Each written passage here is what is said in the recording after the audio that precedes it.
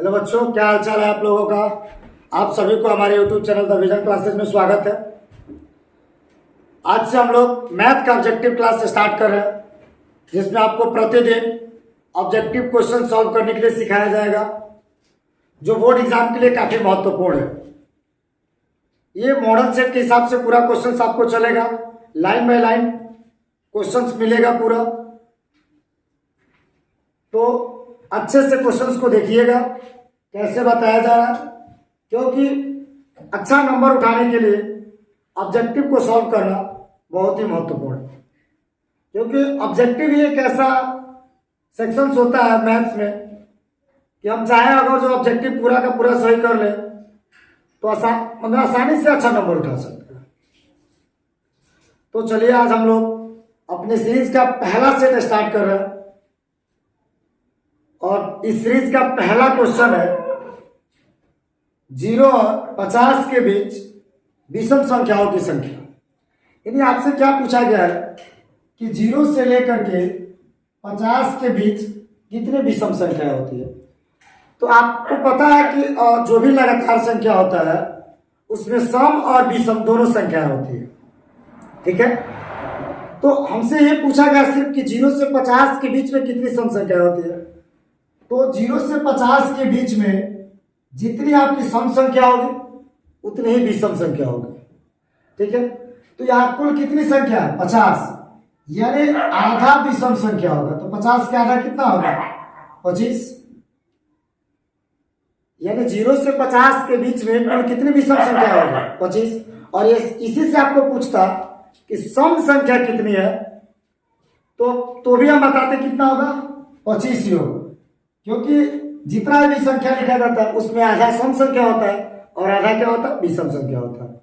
चलिए अब हम दूसरा क्वेश्चन देखते हैं। दूसरा क्वेश्चन आपको कह रहा है कि 5, 15 और 20 के लौसा और मौसा का अनुपात पूछ रहा है, ठीक है। 5, ठीक है, उसके बाद आपको दिया है 15, उसके बाद आपको दिया है 20। इन तीनों संख्याओं का लौसा और मौसा का अनुपात बताना है। यानी क्वेश्चन हमसे क्या पूछा है, एलसीएम बटा एचसीएफ पूछा है कितना होगा, ठीक है। हम लोग क्या करेंगे, सबसे पहले तीनों का एचसीएफ निकालेंगे और फिर तीनों का एलसीएम निकालेंगे। तो 5 का फैक्टर हो जाएगा 1 गुणे 5, 15 का हो जाएगा 3 गुणे 5 और 20 का हो जाएगा 2 गुणे 2 गुणे कितना हो जाएगा 5। आपको गुणनखंड निकालने आता होगा, तो देखिए आप क्या करेंगे, इसके बाद गुणनखंड निकाल लेंगे हम लोग। और गुणनखंड निकालने के बाद ये देखेंगे कि तीनों में क्या मिल रहा है। तो क्या मिल रहा है, देखिए यहां भी 5 है, यहां भी 5 है और यहां भी 5 है, ठीक है। यानी एचसीएफ कितना हो जाएगा आपका 5 हो जाएगा। एचसीएफ तो आ गया। अब हमको देखना कि एलसीएम कितना होगा। तो जब एलसीएम निकालते हैं तो जो पहले संख्या मिला हुआ रहता है पहले उसको लिख लेते हैं। तो मिला क्या क्या 5 5, तो हम 5 लिख लेंगे। अब उसके बाद देखेंगे क्या नहीं मिला है, जो नहीं मिला है उसको लिखेंगे। तो 1 को इसलिए नहीं लिखा जाएगा क्योंकि 1 से गुणा करने पर किसी संख्या में कोई परिवर्तन नहीं होता। दूसरा लाइन में देख रहे थे आप 3 बचा है, 3 लिख लेंगे। तीसरा लाइन में 2 को 2 बचा, इसको लिख लेंगे। यानी कितना आ गया 5 × 15 दूना 30 दूना कितना आ गया 60। यानी एलसीएम कितना है 60। लेकिन क्वेश्चन हमें एचसीएफ और एलसीएम नहीं पूछ रहा, इसका अनुपात पूछ रहा है, यानी एलसीएम और एचसीएफ पूछ रहा है। तो हम क्या करेंगे, एलसीएम कितना है 60, एचसीएफ कितना है 5, 12 5 कितना आ जाएगा 60। यानी 12 ऊपर है 1 नीचे, यानी कितना आ जाएगा 12 अनुपात 1 आ जाएगा। चलिए हम लोग तीसरा क्वेश्चन देखते हैं। तीसरा क्वेश्चन आपसे पूछ रहा है कि निम्नलिखित में कौन परिमेय संख्या नहीं है। अर्थात परिमेय संख्या क्या होता है कि जिस संख्या को p बटा q के रूप में लिखा जाता है उससे हम क्या कहते हैं परिमेय संख्या, और जिसे p बटा q के रूप में नहीं लिखते हैं उससे हम बोलते हैं क्या अपरिमेय संख्या। यहां पूछा है आपसे कि कौन अपरिमेय संख्या नहीं है। तो जैसे ऑप्शन दिया हुआ है √10, √24, √35 और √121। तो ये देखना है कि इसमें किसका वर्गमूल नहीं निकल सकता। तो 10 का तो वर्गमूल निकलता नहीं है, ठीक है। 24 का भी वर्गमूल नहीं निकलता, 35 का भी नहीं निकल सकता, लेकिन √121 का निकल सकता है। चूंकि हम जानते हैं कि 121 का वर्गमूल कितना होता है 11, और 11 आ गया तो इसके नीचे हम कुछ नहीं लिख सकते हैं, P/Q ग्रुप में है, अर्थात जो ऑप्शन नंबर डी है वह सही होगा, क्योंकि √121 और परिमेय संख्या नहीं है, अर्थात क्या है, परिमेय संख्या, ठीक है। चलिए हम लोग अगला क्वेश्चन 4 नंबर पर चलते हैं। 4 नंबर क्वेश्चन कह रहा है कि दो संख्या a और 18 का लसाअ 36 है और मौसम 2 है, तो a का मान पूछ रहा है, ठीक है। आपसे दो संख्या दिया, एक पहली संख्या मान लेते हैं a दिया, दूसरी संख्या आपको 18 दिया, एलसीएम आपको 36 दिया, एचसीएफ आपको 2 दिया। अब यहां से पूछा है कि a का मान कितना होगा।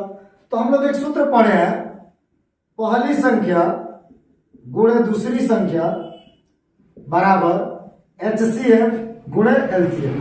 कभी कभी डायरेक्ट फॉर्मूला ही एग्जाम में पूछ देता है।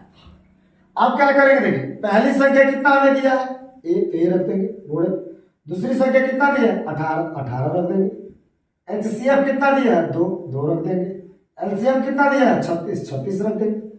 अब क्या करेंगे, यहां से कटा सकते हैं, 18 दूना 36, ए बराबर कितना होगा 2 गुणे 2, 2 दूना 4, यानी ए का मान कितना आ जाएगा 4 हो जाएगा, ठीक है। चलिए अब हम लोग 5वां क्वेश्चन देखते हैं। 5वां क्वेश्चन क्या कह रहा है आपको, यदि P तथा Q दो अभाज्य संख्या है तो उनका मौसक क्या होगा, ठीक है। कह रहा है P और Q क्या अभाज्य संख्या। अब ये मालूम है कि अभाज्य संख्या का अर्थ होता है कि जो संख्या सिर्फ अपने आप से कटती हो एक के अलावा, अर्थात उसमें सिर्फ एक कॉमन रहता है। तो हमेशा याद रखिएगा कि अभाज्य संख्या का जो एचसीएफ होता है ना वह 1 होता है हमेशा। कोई भी अभाज्य संख्या हो, 2 गो अभाज्य संख्या हो, 3 गो अभाज्य संख्या हो, हमेशा उसका एचसीएफ कितना होगा 1 होगा। कितना होगा 1 होगा। ये हम लोगों का 5 नंबर क्वेश्चन है। चलिए अगला 6 नंबर क्वेश्चन पर हम लोग देखते हैं। 6 नंबर क्वेश्चन का है सबसे छोटी अभाज्य संख्या और सबसे छोटी भाज्य संख्या का गुणनफल है। अब देखिए सबसे छोटी पूछ रहा है आपसे, सबसे छोटी अभाज्य संख्या, सबसे छोटी अभाज्य संख्या। तो सबसे छोटी अभाज्य संख्या क्या होती है 2 होती है। सबसे छोटी अभाज्य संख्या क्या होती है 2। उसके बाद आपसे पूछ रहा है सबसे छोटी भाज्य संख्या, सबसे छोटी भाज्य संख्या तो वो कितना होता है 4। अभाज्य संख्या का मतलब होता है जो सिर्फ अपने आप से करता है, किसी अन्य संख्या से नहीं करता, ठीक है। तो 1 को छोड़ के देखा जाता, तो 2 एक ऐसा सबसे छोटी संख्या है जो सिर्फ अपने आप से करता है, किसी अन्य संख्या से नहीं करता। और भाज्य का मतलब होता है जो अपने आप से भी करता हो और किसी अन्य संख्या से भी करता हो।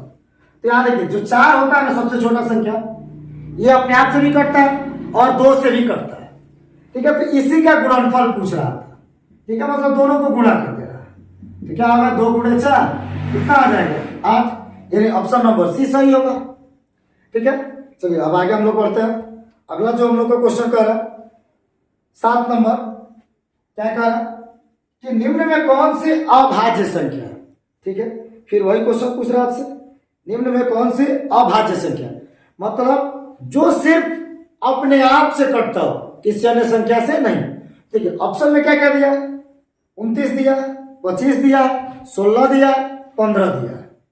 तो 15 तो कट जाता है, 3 से भी कटेगा, 5 से भी कटेगा, 16 भी कट जाएगा, 25 भी कट जाएगा, लेकिन 29 एक ऐसा संख्या है जो सिर्फ अपने आप से कटता है, किसी अन्य संख्या से नहीं कटता। इसलिए ऑप्शन नंबर ए हमारा सही आंसर होगा, यानी आंसर कितना होगा इसका 29 होगा, क्योंकि 29 से क्या अभाज्य संख्या, ठीक है। समझ में आ रहा है। चलिए आगे हम लोग बढ़ रहे हैं। 8 नंबर क्वेश्चन है कि 3.27 पर 12 दिया हुआ है, पूछ रहा है कि ये कैसी संख्या है, ठीक है। 3.27 पर रेटिंग दिया, पूछ रहा है कैसी संख्या है। तो हमेशा ध्यान रखिएगा जिस संख्या को p बटा q के रूप में रूपांतरित किया जा सकता है वह क्या होता है, परिमेय संख्या होता है। क्या होता है, परिमेय संख्या होता है। तो यहां देखिए जो ऑप्शन नंबर बी है वह इसका सही होगा। ठीक है, ऑप्शन नंबर क्या होगा, बी सही होगा। ये हम लोग का कितना नंबर क्वेश्चन था, 8 नंबर क्वेश्चन था। 8 नंबर का ऑप्शन नंबर क्या होगा, बी, क्योंकि हम इसको आसानी से p बटा q के रूप में क्या कर सकते हैं, परिवर्तित कर सकते हैं। चलिए 9 नंबर क्वेश्चन कह रहा है कि किसी पूर्णांक m के लिए सम संख्या का रूप क्या होता है। ठीक है, सम संख्या के लिए पूछ रहा है। तो देखिए ऑप्शन नंबर जो दिया m+2, तो सिर्फ m है, तो m एक है यानी ये भी सम संख्या, सम संख्या नहीं हो सकता। 2m+1 दिया, 2m तो सम संख्या, लेकिन एक जोड़ दिए तो फिर वो भी सम संख्या हो गया। लेकिन जो 2m दिया है ऑप्शन नंबर सी, ये हम लोगों का सम होता है। सम का मतलब जिसमें 2 से कटा, मतलब 2 के पारा में जो संख्या आता हो, यानी जो 2 से पूरा पूरा क्या हो, कट सकता। तो जो पूर्णांक है सम संख्या के लिए वह क्या होगा, 2m होगा। क्या होगा, 2m होगा। चलिए अब हम लोग 10 नंबर क्वेश्चन देखते हैं। ठीक है, 10 नंबर क्वेश्चन क्या कह रहा है कि निम्न में कौन सा अपरिमेय नहीं है, अर्थात क्या है, परिमेय संख्या होना चाहिए। पूछ रहा आपसे अपरिमेय नहीं है। ऑप्शन नंबर ए दिया है √64/81। ठीक है, जिसका हम आसानी से वर्गमूल निकाल सकते हैं। 64 का क्या होगा 8 और 81 का क्या होगा 9। पहले ही ऑप्शन में मिल गया, क्योंकि इसका वर्गमूल निकल गया, मतलब यह परिमेय नहीं है। तो ऑप्शन नंबर ए सही होगा, आगे ऑप्शन पर जाने की कोई जरूरत ही नहीं है। चलिए 11 नंबर हम लोग क्वेश्चन देखते हैं। ठीक है, 11 नंबर क्वेश्चन क्या कह कि निम्नलिखित में किसका दशमलव प्रसार शांत है। चलिए थोड़ा सा जो दशमलव प्रसार शांत होता है हम कैसे पहचान पे ध्यान दीजिए। यदि मान लीजिए p बटा q के रूप में जो संख्या है, यदि q का फैक्टर 2 × 5 के रूप में हो, 2 का पावर भी कुछ भी हो सकता है और 5 का पावर भी कुछ भी हो सकता है। लेकिन यदि नीचे या तो अकेले 2 रहे या अकेले 5 रहे, और नहीं तो 2 और 5 7 रहे, सिर्फ इसी 3 स्थितियों में किसी भी संख्या का दशमलव प्रसार शांत होता है, अन्यथा वो क्या होगा, अशांत। तो हम ये देखेंगे किसके हर के जो गुणनखंड है वो 2 और 5 के रूप में है। तो पहला 8 है, इसमें सिर्फ आपको 2 मिलेगा। 15 है तो 3 और 5 मिलेगा, ये 2 और 5 का कॉम्बिनेशन नहीं है। 343 में भी नहीं है, 1536 में भी नहीं है। यानी पहला ऑप्शन 8 है। 8 को हम लिख सकते हैं 2 के पावर 3।